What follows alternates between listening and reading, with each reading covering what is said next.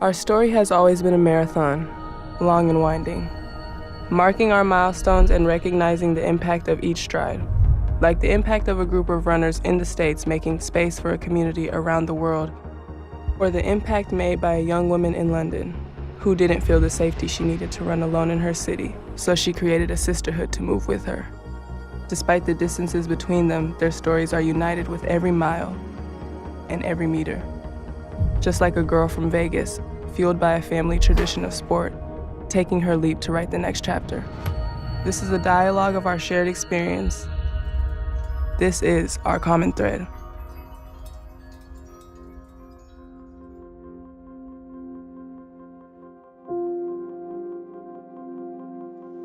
The more that I high jump and the more that I use my platform to the best of my ability to just not only portray myself, but to glorify God and to glorify women and people of color, I think that is going to attract more people to the sport because they feel we want a community. And I think that when we're out here doing what we do, doing track, running, high jump, that it's just a place where people can look at us for more than, oh, black girl. It's, you're an amazing athlete. I got to like the age of 18, and by this time I was a visible Muslim, and I didn't really see any spaces that I felt comfortable enough to run in. But I didn't know if there were any other women that felt the same way as me. So I took to social media and I just asked if there were any women that understood where I was coming from. And I got like hundreds of responses of women just explaining their stories, their experiences. And that's just how Asra really started. When I first started running, community was essential for how I got to a run every day, how I got through a run. I think it's really important for Black women to see themselves in others. We need to start sharing our stories more.